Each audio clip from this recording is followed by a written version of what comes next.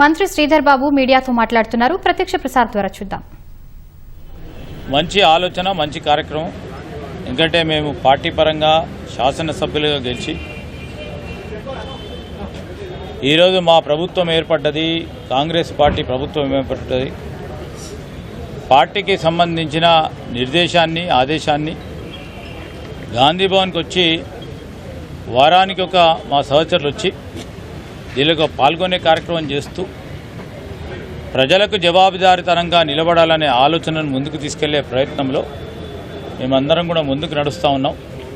దీనికి సహకరిస్తూ ఉన్న మా కాంగ్రెస్ పార్టీకి సంబంధించి ప్రత్యేకంగా గాంధీ భవన్ వ్యవహారాలకు సంబంధించిన మా కాంగ్రెస్ పార్టీ సోదరులు, సేవాదళ మిత్రులు వీరందరూ కూడా సహకరిస్తూ సజావుగా ఈరోజు కార్యక్రమం జరిగింది. లక్షల రూపాయల పెట్టుబడి పెట్టి 100 కోట్లు సంపాదించడంలో మంత్రి శ్రీధర్ బాబు చెప్పాలని చెప్పి మాజీ మంత్రి కేటీఆర్ ఏదన్నా అడుగుతారు. వాళ్ళ ఫామ్ హౌస్లో వరి పండిస్తే ఆ వరికి తగ్గట్టు ఏ విధంగా వస్తుందో అందరు రైతులకు చెప్పమనండి ఫస్ట్. రెండవది, పరిశ్రమలు రావాలి, పెట్టుబడులు రావాలి, ఈరోజు నిరుద్యోగ యువతకు ఉపాధి కల్పించాలనే ఆలోచనతో పోతా ఉన్నాం. విధానపరమైన నిర్ణయాలకు లోబడే నిర్ణయాలు తీసుకుంటున్నాం.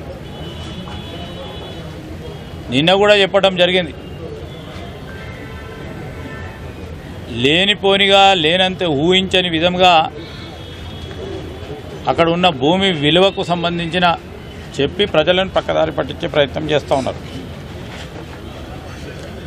వారు చెప్పే భూమి వారి హయాంలో 90 లక్షలకు వారు అమ్మిరు. మరి వారు చెప్పాలి. 2024లో ప్రైవేటుకు వ్యక్తులు నేను ఒక వ్యాపారాన్ని పెట్టుకుంటాము, మీరు సహకరించమంటే విధి విధానాలను కూడా ఆలోచన చేసి కమిటీ, ఈరోజు ముఖ్యమంత్రి ఉండరు, దాంట్లో మంత్రి గారు ఉండరు ఆ కమిటీలో, చైర్మన్ గారు ఉండరు ఆ కమిటీలో,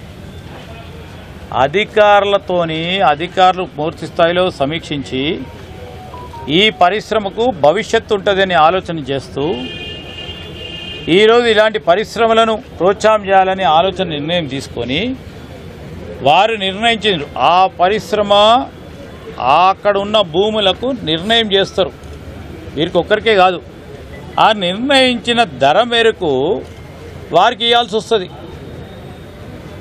4 ఔత్సాహిక పారిశ్రామికవేత్తలు వచ్చి దాదాపు 34 కోట్ల రూపాయల సంబంధించి మాకు రాబోయే కాలంలో పెట్టుబడులు పెట్టి పెద్దగా తీసుకెళ్లాలని యువకులు వచ్చినప్పుడు నిజంగానే పరిశ్రమకు భవిష్యత్తు ఉందని అక్కడ ఉన్న ప్రొఫెషనల్గా ఉన్న మెంబర్స్ కూడా ఆలోచన చేస్తే ఇవ్వాల్సిందే. ఇది నేను కాదు చేసింది, ఇది ఇంకోరు కాదు చేసింది. రాష్ట్రాలకు సంబంధించి వివిధ బోర్డు మెంబర్స్ తీసుకునే నిర్ణయం. ఈ బోర్డు మెంబర్ నిర్ణయం ఈరోజు బోర్డు మేము ఏర్పాటు చేసింది కాదు, అనేక సంవత్సరాలుగా వస్తుంది. అది ఆ రోజు 90 లక్షలు చెప్తే పెరుగుతూ ఉన్న ఇన్ఫ్లేషన్ పెట్టుకొని 1,50,00,000 నిర్ణయం చేయడం జరిగింది. 5 ఎకరాలకు ఎంత అవుతుంది? దాని భూతద్దంలో పెట్టి 10 అంతలు పెట్టి 20 అంతలు పెట్టి ప్రజలు నమ్మే విధంగా 2 కోట్ల రూపాయల భూమిని ఉటికనే ఇచ్చినట్టు చెప్పే ఆలోచన సరికాదని చెప్తా ఉన్నాం. ఎందుకంటే పరిశ్రమలకు సంబంధించి 200 కోట్లు పరిశ్రమలకు సంబంధించి ఔత్సాహికులకు మనం ప్రోత్సాహం చేయాలి. అక్కడ ఉన్న విధి విధానాల లోపలనే నిర్ణయం చేయబడటం జరుగుతుంది.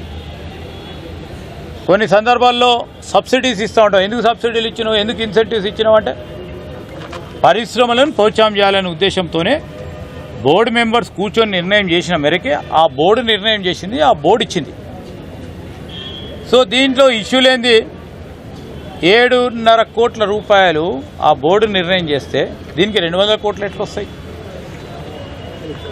18న జిఆర్ఎంబీ మీటింగ్ హైదరాబాద్లో తెలంగాణకు సంబంధించిన ప్రాజెక్టు అంశాలు లేవు, ఎజెండాలో చేర్చలేదు కాబట్టి మేము అడ్డుకుంటాము. ప్రభుత్వం ఇప్పటికైనా స్పందించి మీటింగ్ ఇప్పుడు అంత తప్పిదాలు వాళ్ళే చేసి, గత ప్రభుత్వం అన్ని తప్పిదాలు చేసి మన రాష్ట్రానికి కావాల్సిన కృష్ణా నది జలాల వాటా, గోదావరి నది జలాల వాటకు సంబంధించి వారు అనాలోచితంగా అప్పుడున్న వారి మిత్రుల ప్రభుత్వానికి సానుకూలంగా ఉండాలని అప్పుడు ఆంధ్రప్రదేశ్ రాష్ట్రానికి సంబంధించి మిత్రత్వం చేయటం, ఈరోజు మేము కానీ ఆ ప్రభుత్వం ఒక పక్కన మొన్న కూడా ముఖ్యమంత్రి గారు అదేవిధంగా ఉత్తమ్ కుమార్ రెడ్డి గారు స్పష్టంగా చెప్పడం జరిగింది. మా వాటా విషయంలో తెలంగాణ ప్రజలకు సంబంధించి తెలంగాణ రైతాంగానికి సంబంధించిన వాటా గురించి ఏ విధంగా మనకు రావాల్సిన వాటా ఉందో దాన్ని సాధించి తీరుతాం, ఆ వాదనను వినిపిస్తాం, తీసుకొస్తాం, అదే క్రమంలో పోయే కార్యాచరణ తీసుకుంటామని స్పష్టంగా చెప్పడం జరిగింది. మీరు మీ ప్రభుత్వంలో ఆనాడు మీరు ఒక స్పష్టంగా అర్థవంతమైన నిర్ణయాలు తీసుకోకపోవటం వల్ల ఈరోజు ఈ విధమైన పరిస్థితులు ఏర్పడ్డాయి. వీటన్నిటినీ దృష్టిలో పెట్టుకొని తెలంగాణ రాష్ట్ర ప్రజల ప్రయోజనాలను పూర్తి స్థాయిలో ఏ కోశాన కూడా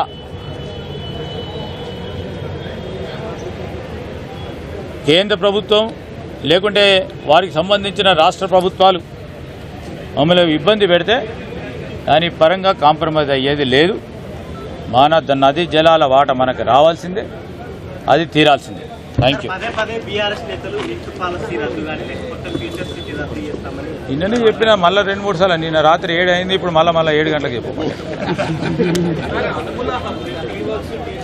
ఇప్పుడు హిల్ట్ పాలసీ కానీ లేకుంటే ఏదైనా పరిశ్రమలను ప్రోత్సాహం చేసే పాలసీ విధానాలు తీసుకొస్తే దానికి సంబంధించి ఇది కాదు అది చెప్పడానికి ఆస్కారం ఉండి పరిశ్రమలను ప్రోత్సాహం చేయాల కార్యక్రమం వారి బాధ్యత. ఈరోజు ఎందుకంటే 9-10 సంవత్సరాలు అధికారంలో ఉన్నవారు పరిశ్రమలు రావద్దని, పారిశ్రామికత జరగొద్దని, ఈరోజు ఇండస్ట్రియలిస్టులను భయపెట్టాలని, పరిశ్రమ ఎక్కడ రావకుండా చూడాలని ఆలోచన చేయటం సరికాదు. ఇది రాష్ట్ర ప్రయోజనాలకి మీరు దెబ్బ కొడుతున్నట్టు కనబడతా ఉంది. ఇప్పటికైనా మీ వైఖరి మార్చుకోండి. మీకు మా పైన వ్యక్తిగతంగా కక్ష సాధింపు మా పార్టీ పరంగా చేయాలని అనుకుంటే చేయని. మీకు మాకు సైద్ధాంతిక పరంగా మనం ప్రతిపక్షం, కానీ రాష్ట్ర ప్రజలు కోరుతా ఉంది ప్రగతి, రాష్ట్ర యువత నిరుద్యోగ యువత కోరుతా ఉంది ఉపాధి, రాష్ట్ర రైతాంగం కోరుతా ఉంది మనకు కావాల్సిన కృష్ణా నది జలాలకు సంబంధించిన పూర్తి స్థాయిలో వాటా. వీటి గురించి సరియైన విధానంలో ఆలోచన చేయమంటే మేము ఆపుతాం, మేము చేస్తాం, మేము కొడతాం, మేము తిడతాము అంటే భయాందోళన గుర్తు చేసి ఎవ్వరు రాకుండా ఉండే చూసే ప్రయత్నం చేయకుండా.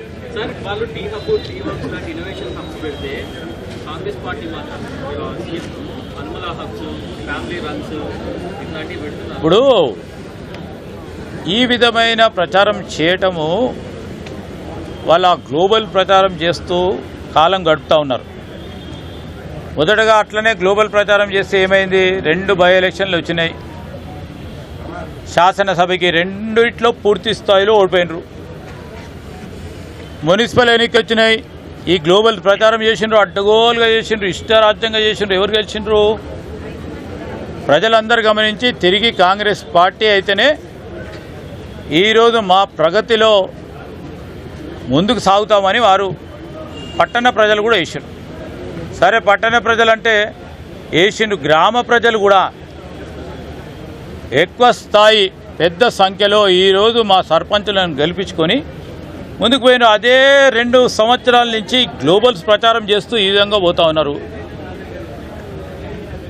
ఈరోజు ఒక స్థాయి నుంచి ఒక 100 రేట్ల స్థాయికి పరిశ్రమను కానీ, ఈరోజు అక్కడ ఉన్న టీ వర్క్స్ని కానీ, టీ హబ్ను కానీ, ఇంకా వారు మొదటి అడుగేస్తే మేము 100 అడుగులు వేసే కార్యక్రమం చేసినాం. దాన్ని రాజకీయ కక్ష సాధింపులకు కాకుండా ఒక ఇన్స్టిట్యూషన్ ఉంది, ఆ ఇన్స్టిట్యూషన్ని నమ్మకం ఇచ్చి 10 అంతలు ముందుకు తీసుకెళ్లే ప్రయత్నం చేస్తున్నప్పుడు ముందుకెళ్తా ఉన్నాం. ఈరోజు మా కాంగ్రెస్ పార్టీ ప్రభుత్వంలో పబ్లిక్ గవర్నమెంట్ స్కూల్ పెట్టింది. ఇప్పుడు 50-70 సంవత్సరాల నుంచి ఇక మేమే స్కూళ్ళు పెట్టినాము, ఇక స్కూల్లో పెట్టకుండా చదువుకోకుండా బాధ్యతలో భాగంగా పెడితే దాని పెద్ద ఎత్తున తీసుకెళ్లే కార్యాచరణ అది కంటిన్యూస్ పాలసీ ఇది.